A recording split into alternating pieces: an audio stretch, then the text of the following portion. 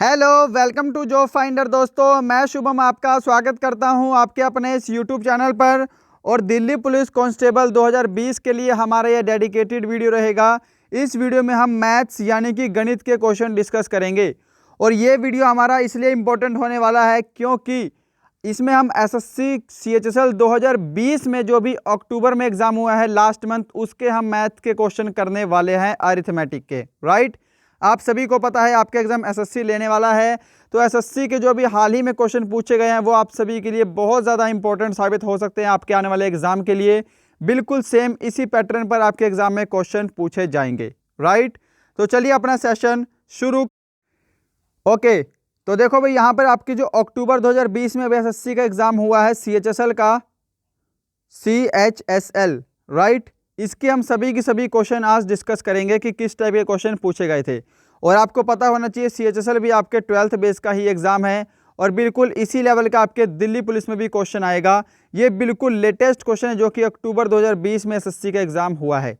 Okay, तो देखो question की क्वालिटी हमारे पास यही रहने वाली है, इसी टाइप के क्वेश्चन रहेंगे क्वालिटी के। तो हो सके तो अपनी स्क्रीन को लैंडस्केप मोड में करके देखें यदि आपको अच्छे से नहीं दिखाई दे रहा है। तो चलिए शुरू करते हैं। पहला क्वेश्चन, आप चाहें तो कॉपी पेन लेकर खुद से इनको सॉल्व कर सकते हैं। पहला क्वेश्चन है, 6300 रुपये को XYZ के बीच इस प्रकार बांटा जाता है कि X/Y 7/5 है और YZ जो है वो 4/3 है। तो Y के हिस्से में कितनी धनराशि आई? आप चाहो तो अपना कॉपी पेन लेकर खुद से पहले इसको सॉल्व कर सकते हो। तो देखो, पहले हमको क्या करना होता है, ऐसे प्रश्न में इनका रेशो बनाना होता है ना। तो देखो यहाँ पर मैं लिख दूंगा X/Y/Z। X और Y का मान कितना है, 7/5 है। और यहाँ पर Y और Z का मान क्या है, 4/3 है। तो Y के नीचे हम Y लिखेंगे और यहाँ पे आपका 3 होगा। अब रेशो बनाने के लिए आपको पता होना चाहिए कि यहाँ पर जो आपका ब्लैंक बॉक्स है, यहाँ पर क्या आएगा, इसके साथ वाली संख्या 5 आ जाएगी। ऐसे यहाँ पर आपका स्पेस खाली है तो यहाँ पर क्या आएगा, इसके साथ वाली संख्या 4 आ जाएगी। राइट, इनको हमको क्या करना है, आपस में गुणा कर देना है तो आपकी रेशो बन जाएगी।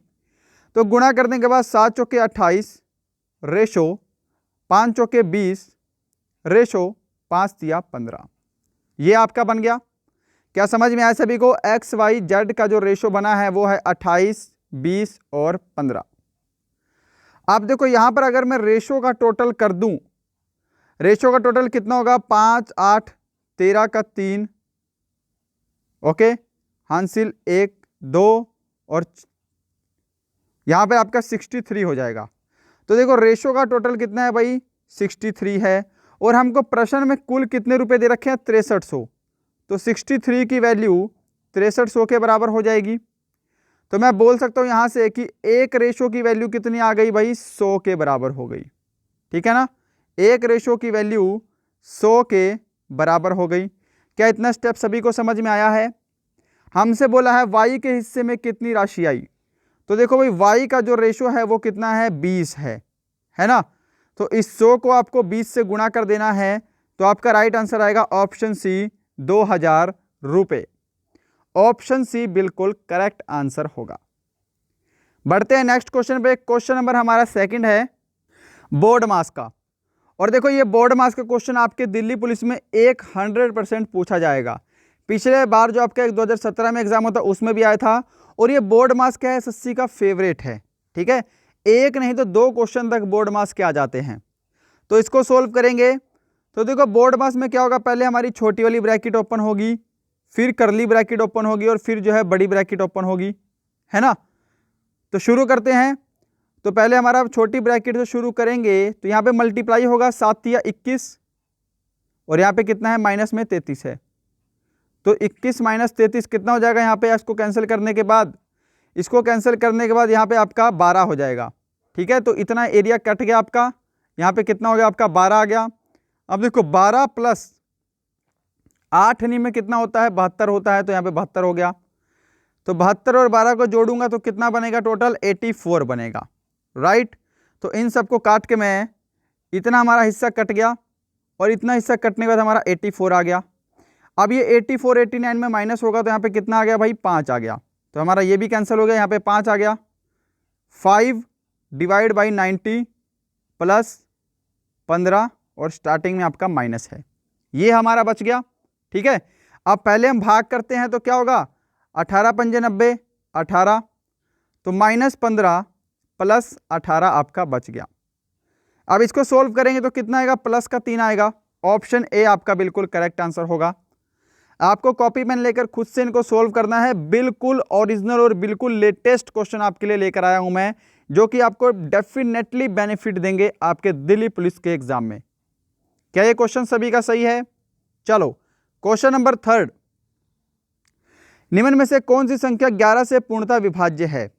अब देखो यहां पे तो आंसर लगा हुआ है, तो आपको इसको सोल्व करने की जरूरत नहीं है।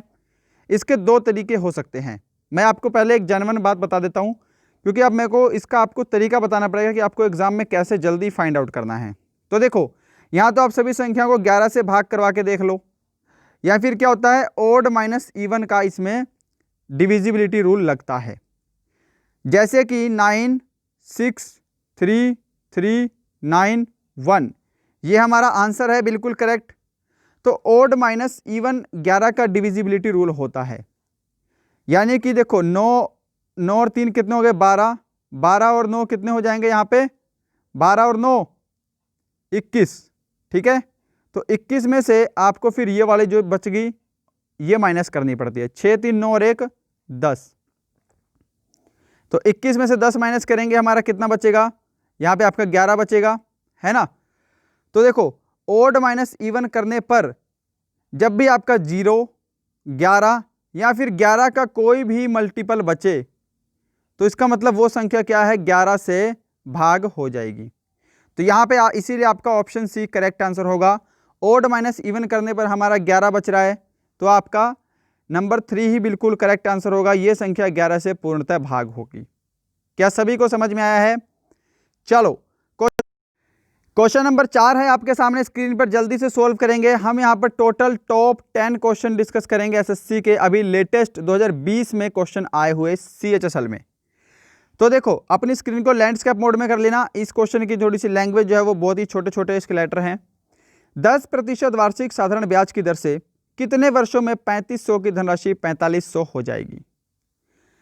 तो हमको निकालना है कितने वर्षों में, यानी कि टाइम निकालना है, और टाइम का फॉर्मूला होता है सिंपल इंटरेस्ट इंटू 100 अपॉन में principal into rate of interest.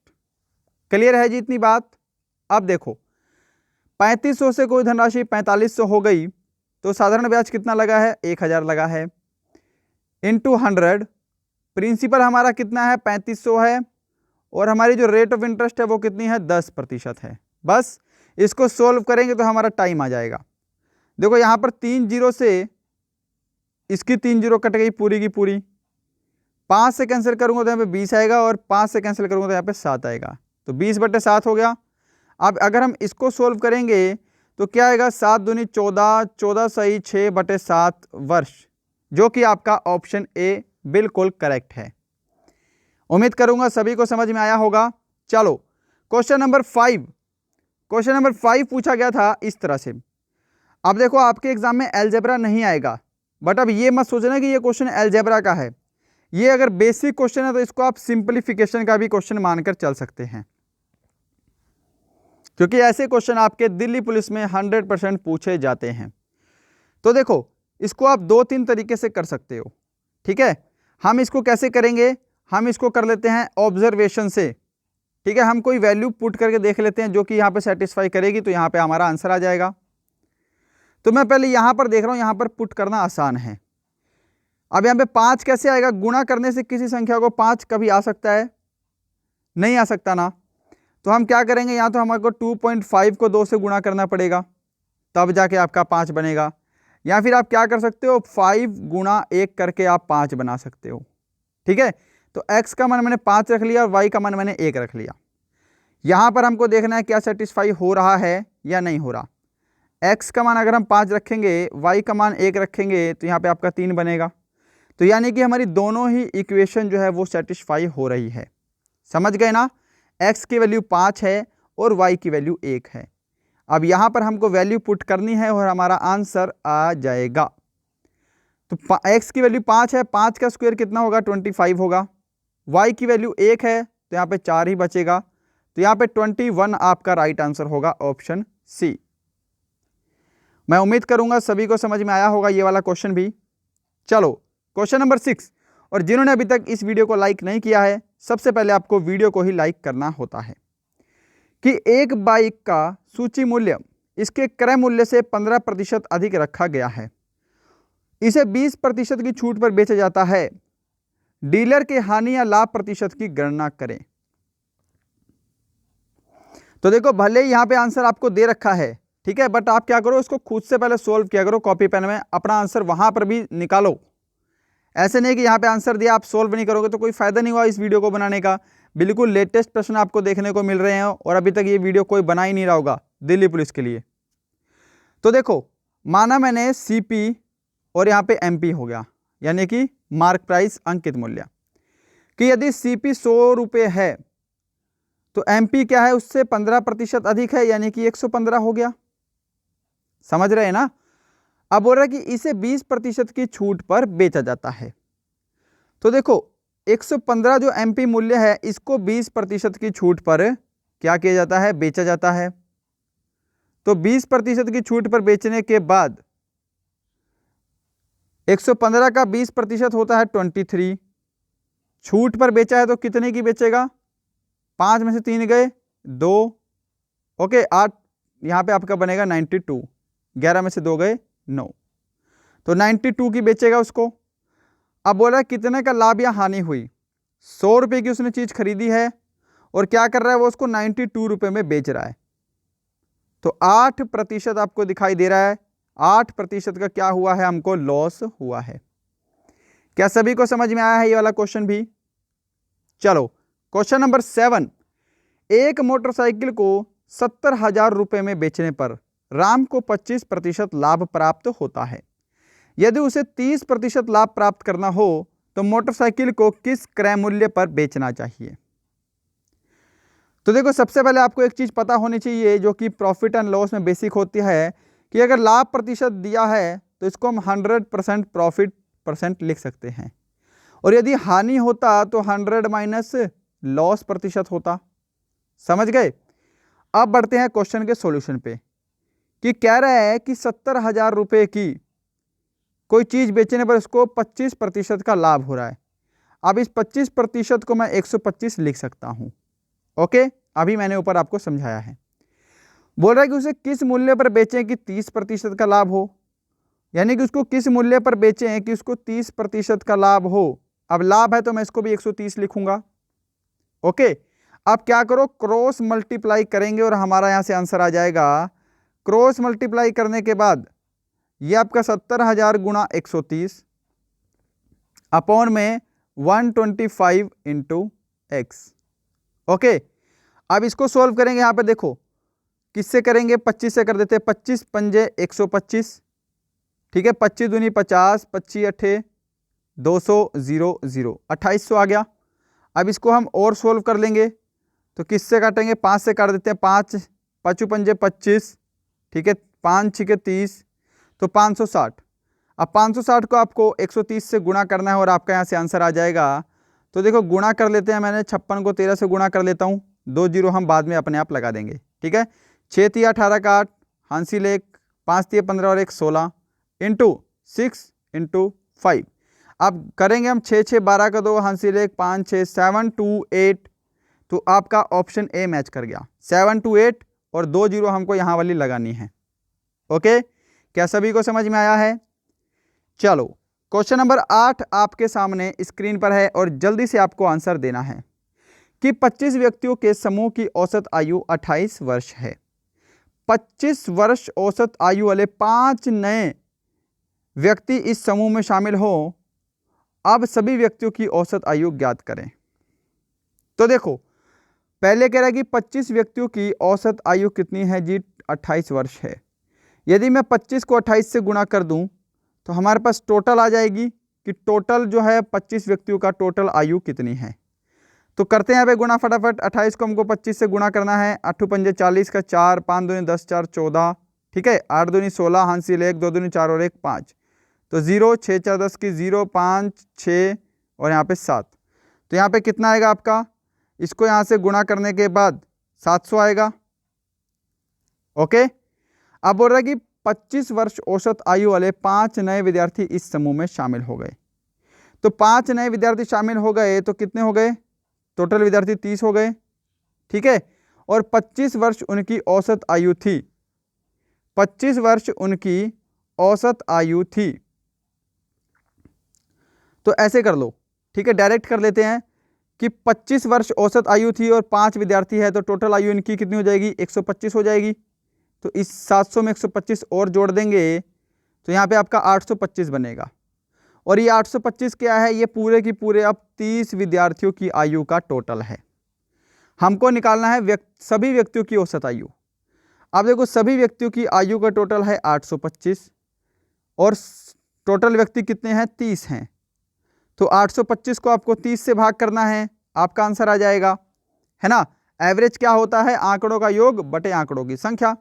आंकड़ों का योग कितना है? 825 है और टोटल नंबर ऑफ पर्सन कितने हैं? 30 हैं। बस 3 दहा 30, 3 दूनी 6, तो यहाँ पे आपका 2 और 2 बच गया, 3 सत्ता 21, 3 पंजे 15। तो सोल्व करने के बाद 27.5 आपका राइट आंसर होगा, जो कि आपको ऑप्शन ए डी में मिल रहा है, ऑप्शन 4 में। क्या सभी का ये क्वेश्चन सही है? मैं उम्मीद करूंगा सभी का आंसर सही आया होगा और आपने मेरे से पहले सोल्व किया होगा। चलिएगा, क्वेश्चन नंबर 9 है, ये आपका एक तरह से प्रैक्टिस लग रही है, ठीक है। किसी आयत का विकर्ण 15 सेंटीमीटर तथा लंबाई 12 सेंटीमीटर है, आयत का क्षेत्रफल ज्ञात करें। और देखो, वीडियो खत्म होने के बाद आप मुझे कमेंट बॉक्स में बताना कि हम ये सीरीज कंटिन्यू रखें या नहीं रखें, ठीक है। बीच में हमारी मैथ की और भी वीडियो अपलोड हुई थी, फिर मैंने बीच में बंद कर दी थी क्योंकि मेरा एग्जाम था, इसलिए, ठीक है। अब आप मुझे कमेंट बॉक्स में बताना कि ये सीरीज हम कंटिन्यू रखें एग्जाम तक या नहीं रखें। चलो देखो, यहाँ पे क्या है कि आयत का क्षेत्रफल हमको निकालना है, जो कि क्या होता है? लंबाई गुणा चौड़ाई होता है। और आपको दिया है आयत का विकर्ण और आयत की लंबाई। तो सबसे पहले बात देखो, पाइथागोरस थ्योरम लगती है इसमें। पाइथागोरस में क्या लगता है आपका? h का स्क्वायर, यानी कि हाइपोटेनस विकर्ण का स्क्वायर क्या होता है? लंब का स्क्वायर प्लस ब्रेथ का स्क्वायर, ठीक है। उम्मीद करूंगा समझ में आया होगा। तो देखो, विकर्ण आपको 15 दे रखा है, तो 15 का स्क्वायर कितना होगा? 225 होगा। हमको लंबाई दे रखी है 12, 12 का स्क्वायर 144 प्लस b का होल स्क्वायर। अब ये 144 इधर जाके 225 में माइनस हो जाएगा, तो यहाँ पे आपका कितना बचेगा? 81 बचेगा, 81 बचेगा, है ना। अब देखो 81 क्या है? बराबर b का स्क्वायर बच गया। समझ में आ रही है ना बात? तो देखो, अब b की वैल्यू कितनी आ जाएगी यहां से? फिर यहां से जो आपका b आ गया वो कितना आ गया? 9 आ गया। समझ गए? यहां से b आपका कितना आ गया? 9 आ गया। अब यहां पर कर लेते हैं हम सोल्व। लंबाई गुणा चौड़ाई हमको निकालना है। लंबाई हमको 12 दे रखी है और चौड़ाई हमारी 9 आ गई। 12 में कितने होते हैं? 108 होते हैं। तो ऑप्शन ए हमारा इस प्रश्न का बिल्कुल करेक्ट आंसर होगा, 108 वर्ग सेंटीमीटर, राइट। चलो, आज का लास्ट क्वेश्चन है जी, जल्दी से सोल्व करेंगे आप। कि रीचा ए से बी की यात्रा 15 किलोमीटर प्रति घंटे की चाल से, बी से सी की यात्रा 20 किलोमीटर प्रति घंटे की चाल से तथा सी से डी की यात्रा 30 किलोमीटर प्रति घंटे की चाल से तय करती है। ए बी बराबर बी सी बराबर सी डी है, तो रिया की औसत चाल ज्ञात करें। अब देखो, इसका मतलब क्या है कि जो तीनों की दूरियां हैं वो समान हैं। अब समान हैं तो आप कुछ भी मान सकते हैं। सबसे पहले मैं आपको बताना चाहूंगा कि औसत चाल का फॉर्मूला क्या होता है? कुल दूरी बटे में कुल समय, ठीक है। तो पहले तो हमको दूरी निकालनी पड़ेगी। तो देखो, अब कुछ भी आप मान सकते हो, ठीक है। आप सबको एक एक मान लोगे तो भी चलेगा। माना मैंने ए और बी की लंबाई 1, तो बी और सी की भी 1 होगी और सी और डी की भी 1 हो जाएगी। जब हमको कुछ दिया नहीं है तो आप कुछ भी मान सकते हो। तो टोटल दूरी कितनी हो जाएगी? ऊपर 3 आपकी टोटल दूरी हो जाएगी 3, राइट। अब हमको बताना है कुल समय। तो देखो, समय का फॉर्मूला आपको पता है ना, टाइम निकालना क्या होता है? डिस्टेंस अपॉन स्पीड होता है। तो यहां पर देखिएगा हम कैसे करेंगे सोल्व। कि 1 किलोमीटर की दूरी है, पहले उसको 15 लग रहा है। यहां पे आते हैं, इसको पहले यहां पे सोल्व कर लेते हैं, ठीक है, इसको आपको क्या करो, सारे को काट दो। पहले हम कुल समय निकाल लेते हैं। कुल दूरी तो हमको पता लग गई कि 3 किलोमीटर है। अब देखो 1 किलोमीटर की दूरी में उसको पहले केस में 15 किलोमीटर प्रति घंटे की चाल है, दूसरे केस में क्या है, वही 1 किलोमीटर की दूरी है और स्पीड है वो 20 किलोमीटर प्रति घंटा। तीसरे में दूरी तो 1 किलोमीटर की है और स्पीड है 30 किलोमीटर प्रति घंटा। ठीक है, distance upon speed, distance upon speed, यानी कि ये टाइम का फॉर्मूला होता है। अब टोटल टाइम हम निकाल लेंगे यहाँ से। इनका हम क्या लेंगे, एलसीएम लेंगे। इनका एलसीएम होता है 60, 15 चौके 60 प्लस 20 तिये 60 प्लस 30 दूनी 60, 4 3 7 और 2 9। ठीक है, तो यहाँ पर इसको सोल्व करके 9/60 आएगा कुल समय। 9/60 घंटे कुल समय आ गया। क्या ये स्टेप सभी को समझ में आया है? कुल दूरी और हमको कुल समय निकालना था पहले।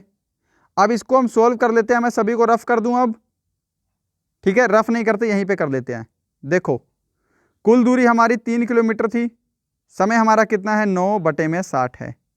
तो ये 60 नीचे ने रहकर कहाँ चला जाएगा जी, ये 60 चला जाएगा आपका ऊपर।